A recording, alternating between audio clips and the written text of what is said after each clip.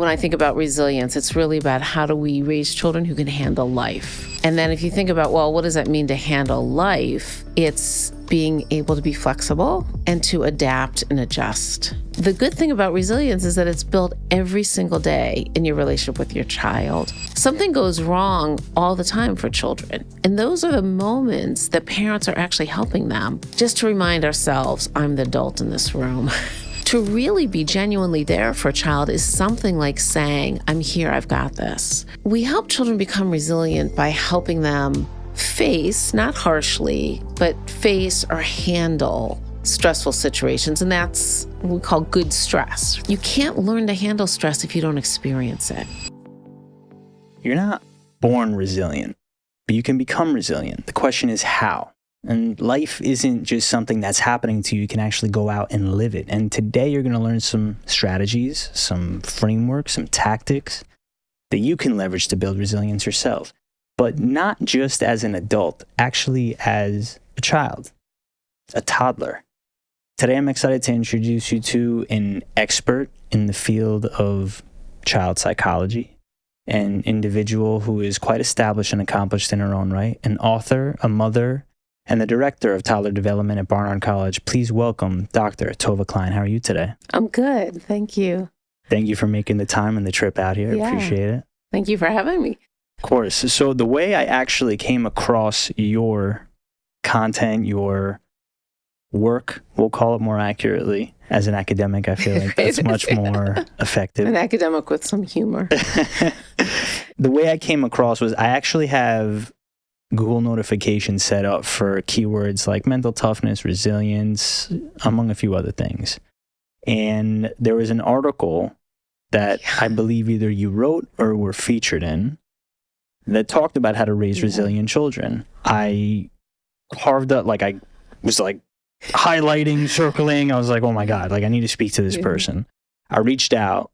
And, fortunately, here we are today after a few different hiccups of figuring out logistics to make it happen. And I think an optimal place to start would be, how do you define resilience? That's the place to start because it's such a buzzword. It's like thrown around. So in my book, Raising Resilience, and in the work that I do with children of all ages, when I think about resilience, it's really about how do we raise children who can handle life. And then if you think about, well, what does that mean to handle life? It's being able to be flexible and to adapt and adjust. Because as humans, we like things to be just so. We're kind of happier when we can predict. We know what's happening, but life is constantly uncertain. So what we're doing with children is helping them get flexible, get adaptable, and the younger they are, the harder that is. There's this definition of resilience that I came across a long time ago that really reframed the way I look at life. And the definition is suffering strategically managed.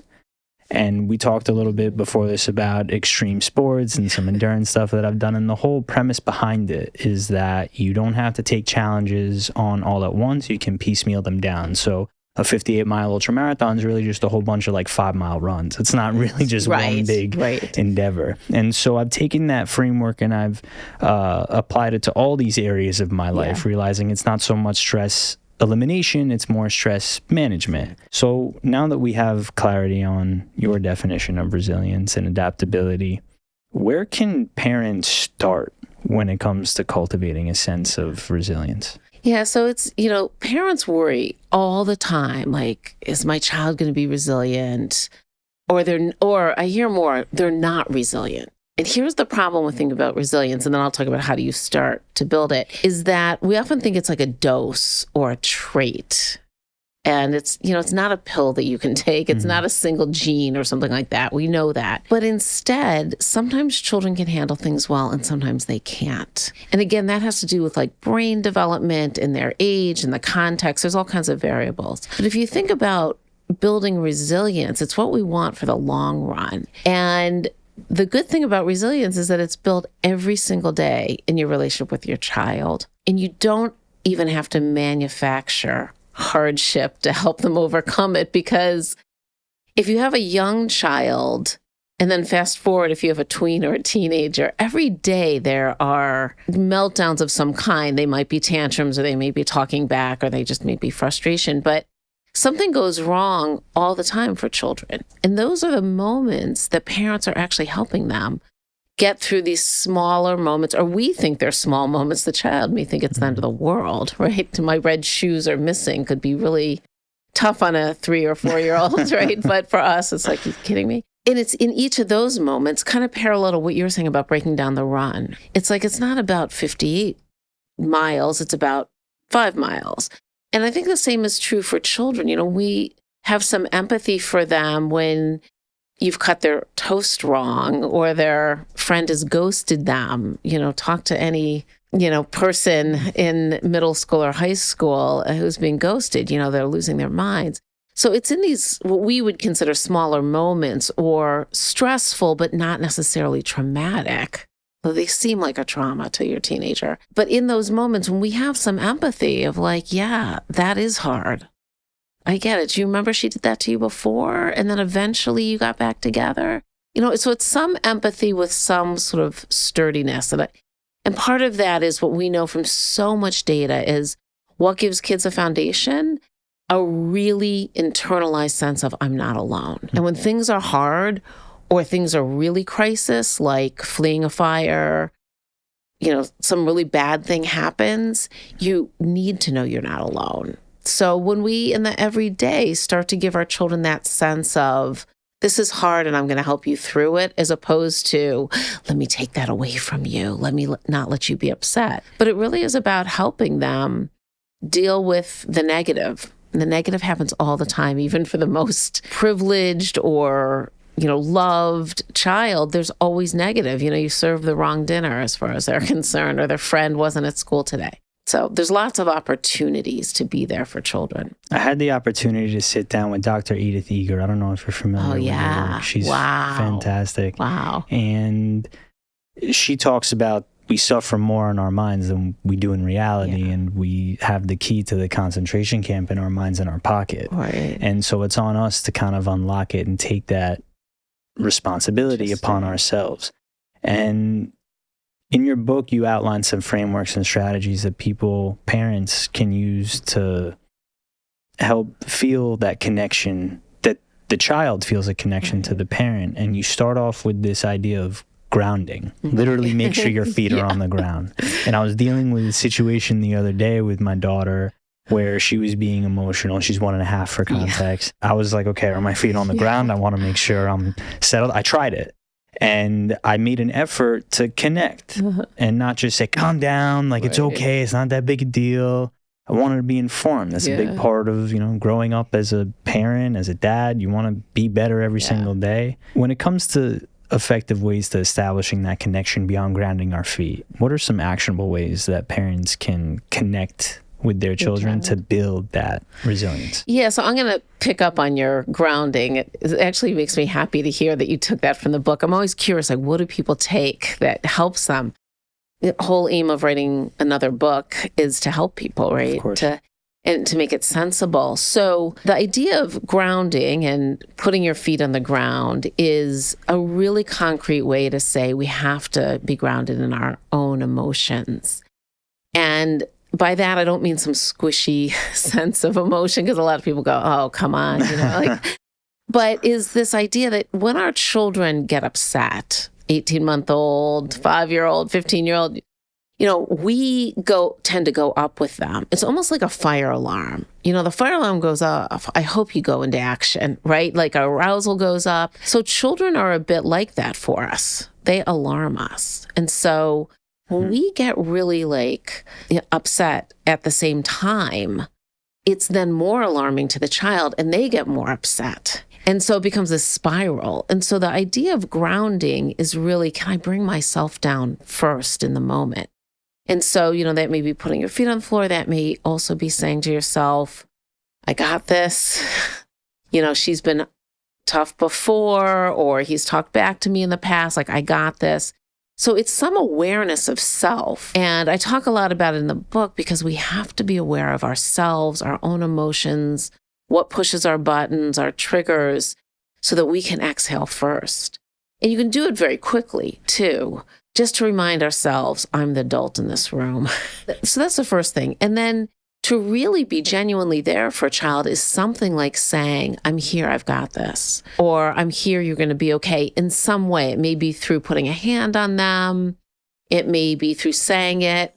That hurt, you fell down, that hurt. But it's not tough love. And so often I think people think, wow, I got to be tough on my child to make them tough in the world. But resilience isn't toughness. Resilience truly is the sense of, I'm not alone. There's an adult here. It may be a parent, it may be a grandparent, another trusted adult. And that message gets communicated to them each time we say to them, yeah, that is hard. Or do you want to try that again? Like I just had this image thinking of your daughter, of one of my children who's now a young adult, hanging on the, like those monkey bars at the playground. But they used to have them, I'm sure they've taken them all out, but just a bar.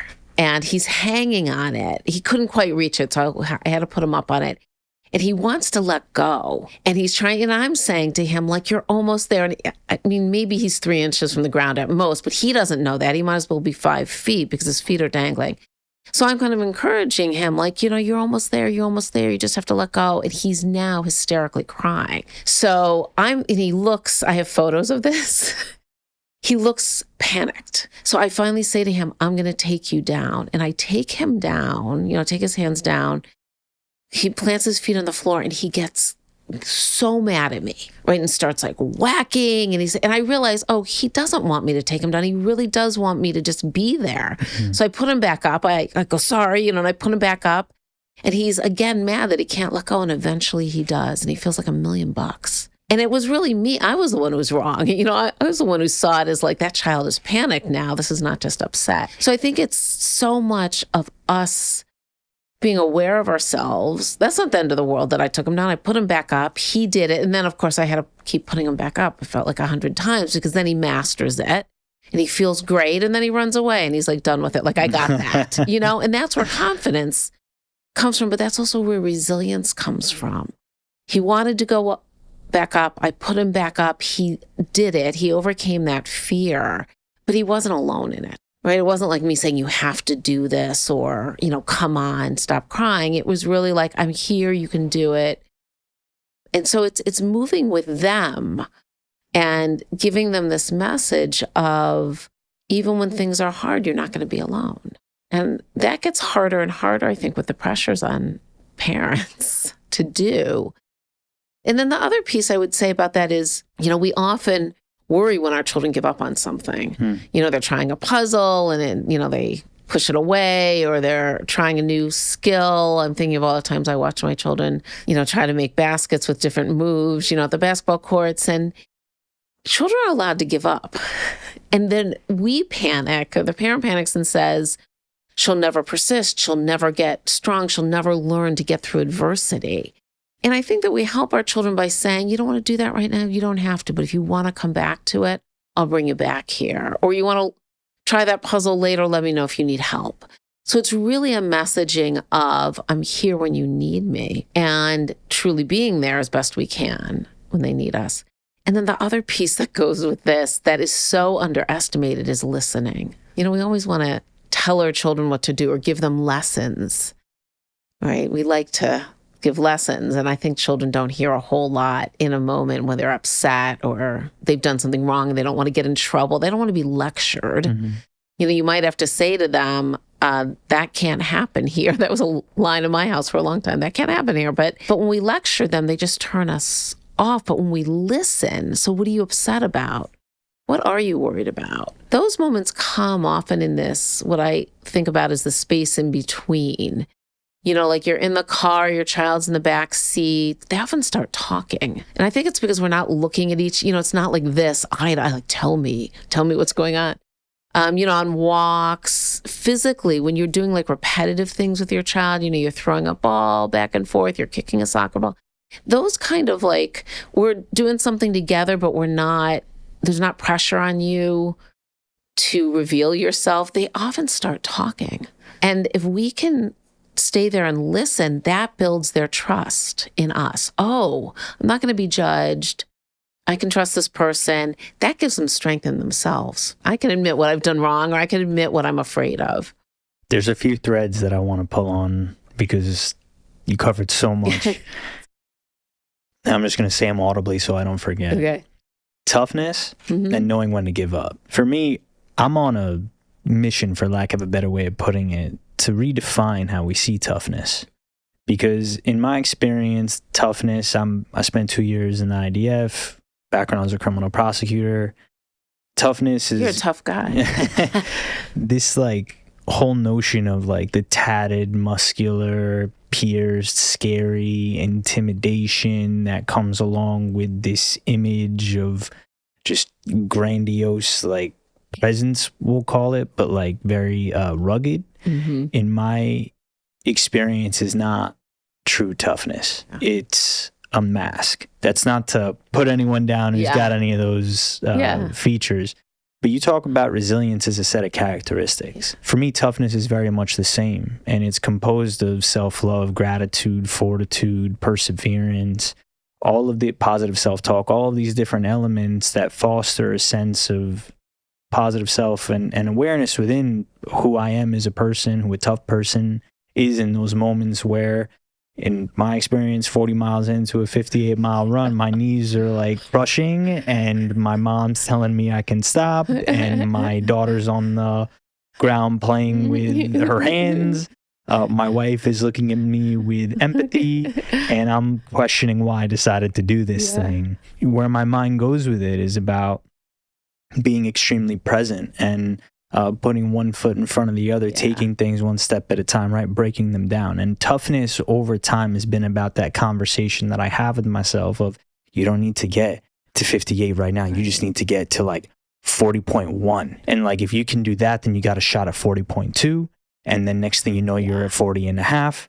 And then you're halfway to 41. So you may as well just get there, right? And so that's the conversation, right? And for me, toughness is about redefining that image to realize like you don't need to have this ruggedness about you. You could very much be a resilient, tough person without muscles, without any of those features. But then the other thread that I want to pull on is about giving up. Knowing when that time is. I mean, as an adult, if you're an entrepreneur and there's no market validation for your idea, you know, where's the line to give up? But also as parents, as mentors, as any leader may want to know, where is that line that we instill in our children or in the youth? Like, this is the point where you're allowed to give up. Because it's subjective, right? So how do we give some color and context to where's the line to give up? You want to start with that one? That's a big question, and I think it's like every parent's fear at every age. If I don't force her to do this now, will she ever persist? That's the question. You know, it's funny because, you know, some of my work, sort of my life's work and where I started was always with young children and parents, and particularly in trauma, right? Which is what kind of got me into this whole field. I was like, well, every day work with parents is about getting through tough spots, and trauma is getting through bigger tough spots, and how are you going to process this and get a life story and still be okay? But parents of toddlers are most frustrated because their children don't give up on those things that they don't give up on, right? They're like digging in. And I say, you can't win a control battle with a 2-year-old. Do you really care if she wears her rain boots when there's no rain? Like, who cares? I think, who cares, right? Then you give some control. But I know that what they're worrying about is not the 2-year-old. And I say to them, you're worried about when she's 8 or 10. But what I find is that when we step back from children and allow them to give up at times, the younger they are, the more I think we need to do this, because guess what? We make a lot of decisions for them, right? So a young child, we decide, oh, you're going to go play this soccer thing. You know, 3-year-olds don't need to be in a structured soccer thing. If they want to kick a ball around with you, go ahead, have a great time. That will build their confidence. You know, we sign them up for all kinds of things. Certainly in New York City, we do. I think in any place in America, we sign them up. And then the child doesn't want to do it, and the parents are disappointed in the child. But as children get older, they can make choices. So sometimes it really is a matter of saying you're really not enjoying whatever it is, baseball, the photography class, you name it. It's going to be done in a few weeks. And if you don't want to do it, again, you don't have to, but we're signed up now. Mm-hmm. But that's not a 3-year-old, right? That's the child who says, I really want to do this after school or on Saturdays or whatever it is. So, but I think also recognizing that we get confused by data because it gets thrown out there in these sound bites and everyone goes, if your child doesn't have grit, they'll never succeed. Mm-hmm. And what's grit? It's this like stick to itness. Is that the word? Yeah. Right? It's like and I say, yeah, but what they don't tell you is you don't feel like that 24/7. You don't get up every morning and say, oh, I feel great about doing a 58-mile run. But we forget that with children.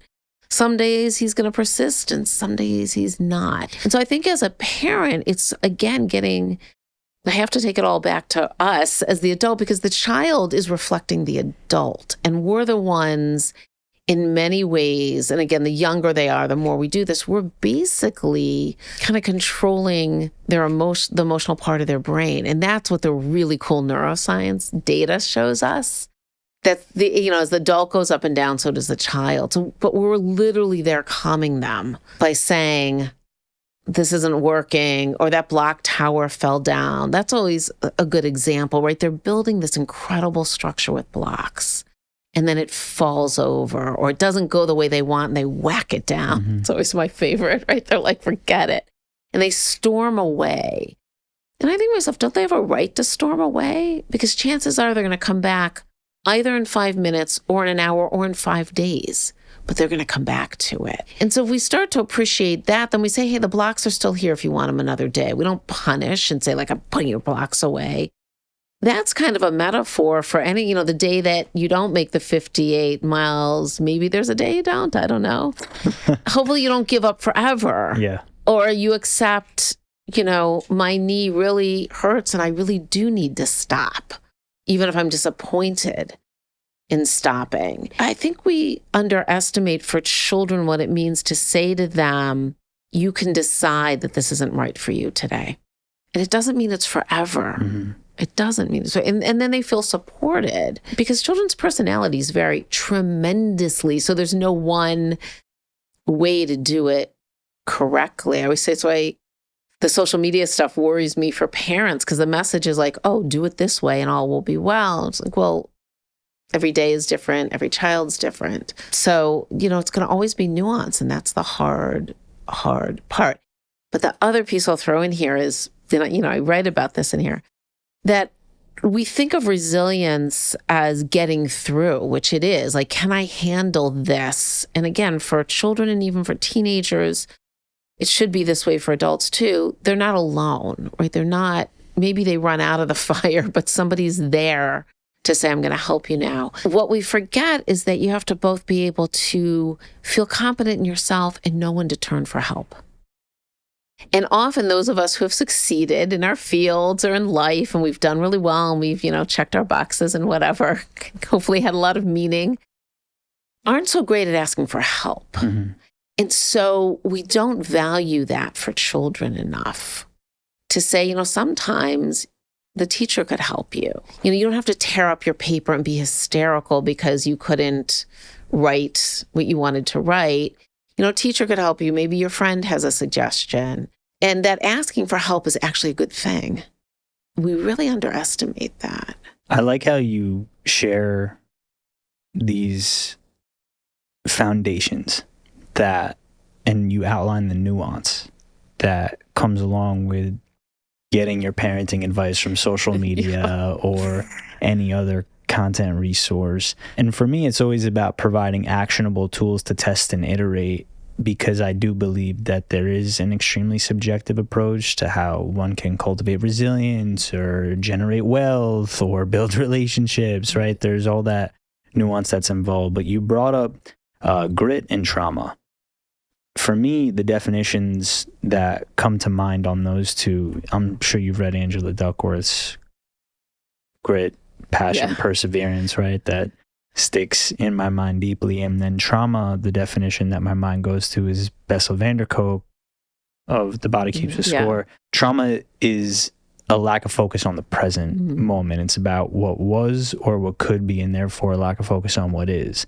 And I'm curious, you said that your work started with children experiencing some semblance of trauma. Going back to Dr. Edith Eger, she compares to the beginning of her book, The Choice, a wealthy individual, a wealthy mother who is upset that she got the wrong Escalade color, and this victim of domestic violence.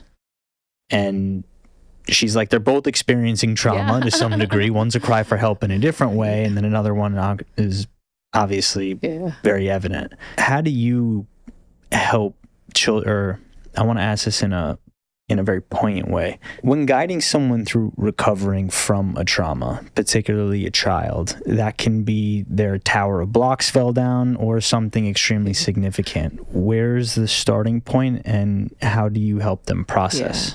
It's a good question.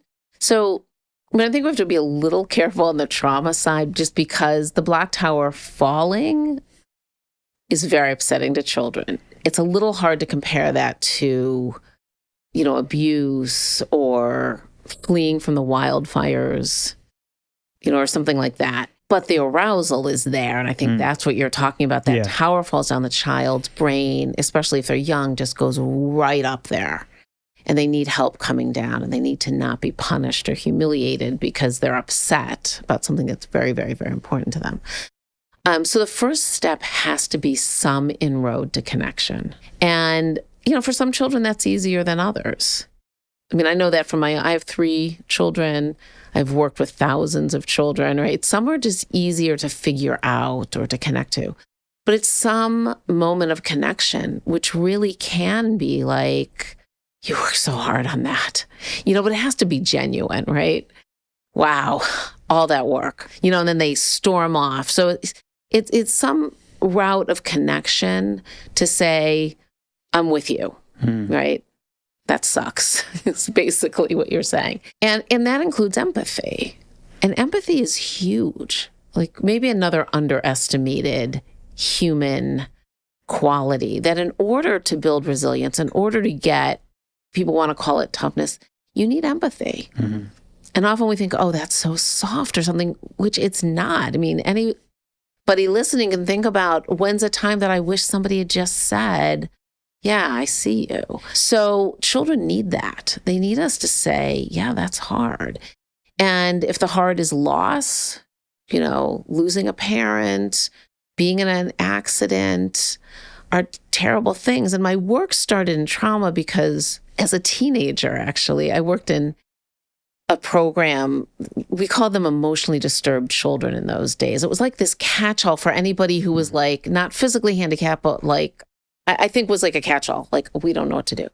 And some of those children would now be considered on the autism spectrum that I worked with. There was probably a variety of disorders, but some of them were abused. And I was very taken by these children. Like, something has changed for them. I didn't know them before, but I could see that their path in life was vulnerable at this point. But also that they were still attached to people was interesting to me. I'm like, people have hurt you, and yet you still are calling for a trusted adult. I think highlighted for me then over time, wow, children really need somebody to care about them, and they need empathy. Because somebody who abuses a child is not abusing them all the time, but they can't count on them, but they still want them.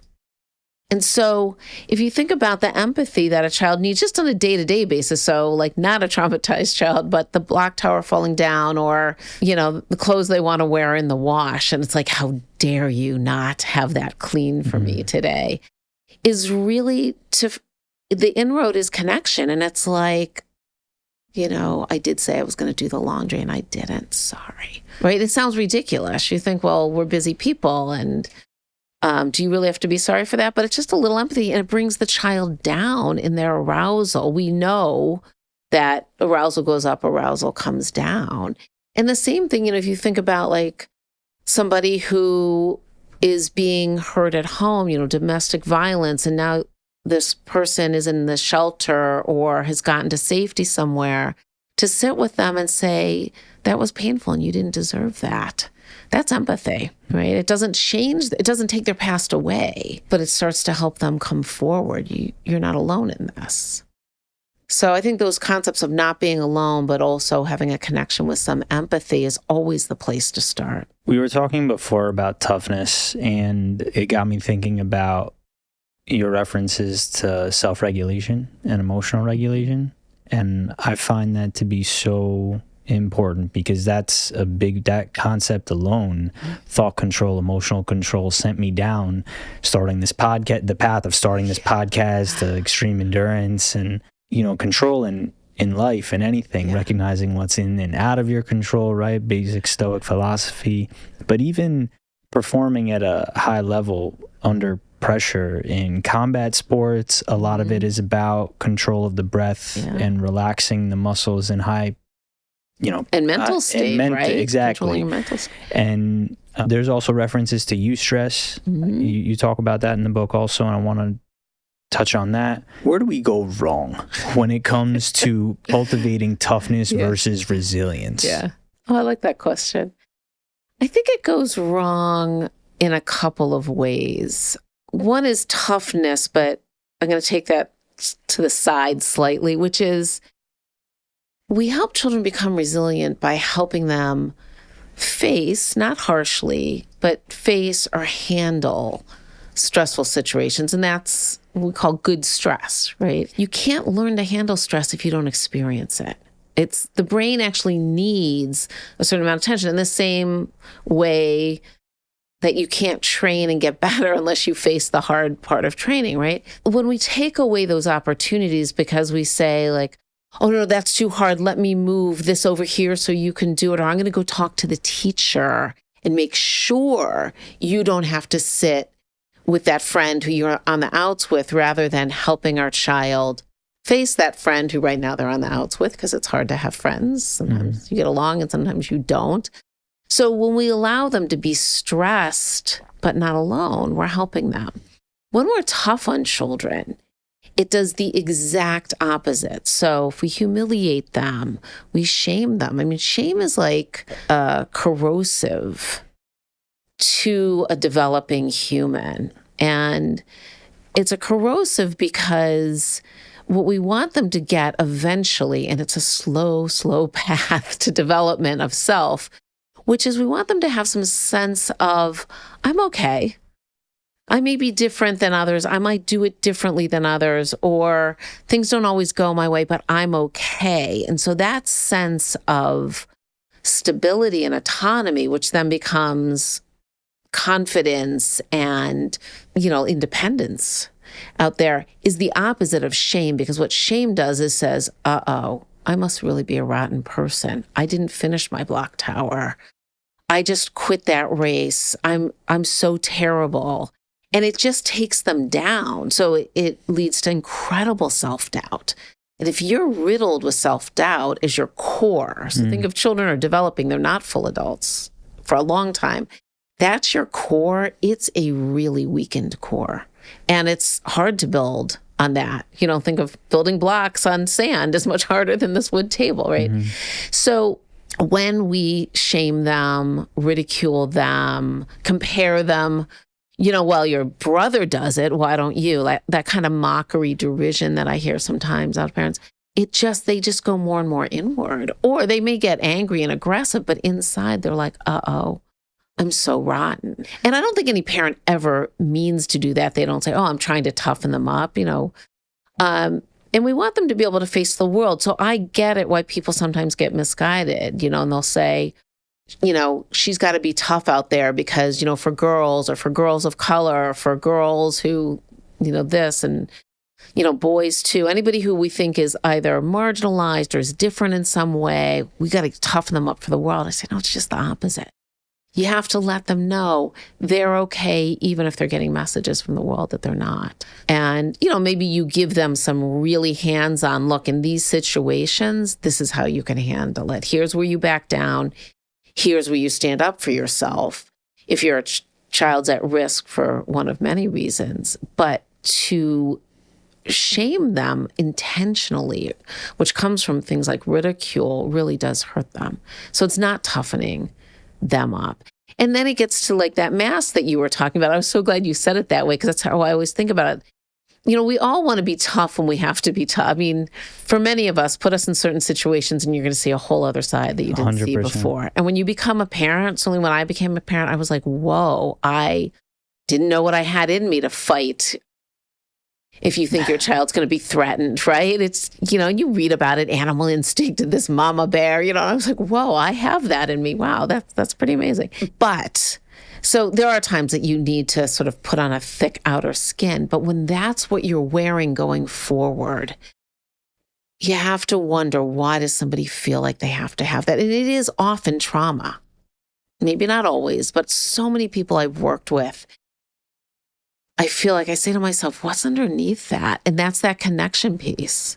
Like, hey, what's really going on? And again, I learned that working in an area of trauma, thanks to Bessel van der Kolk, who had come and given a talk when I was a grad student at Duke many years ago, when he was just starting to like think about these ideas. Yeah, it's funny how life works. And I thought, wow, that makes sense to me. So I started doing adult trauma work with a wonderful, wonderful supervisor.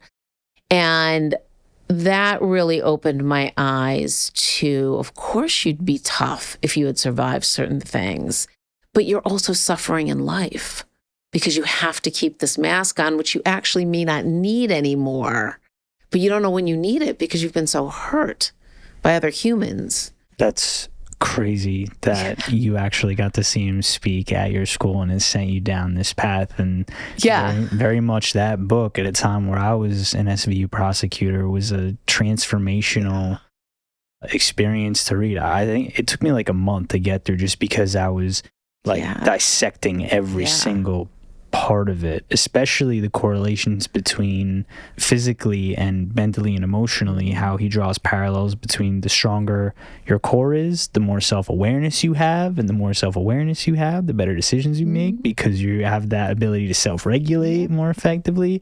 And at the same time, I was tracking a lot of my internal data with a Whoop, which is, I don't know if you're familiar with it. It's like, we'll call it like a very scaled down Apple Watch, just from a technological perspective aesthetically, but then functionally it's this very high-tech piece of technology that tracks your sleep, your output, etc. So biometrics, if you will. And it introduced me to the concept of heart rate variability. And so I was working with victims of domestic violence. I was prosecuting those types of crimes.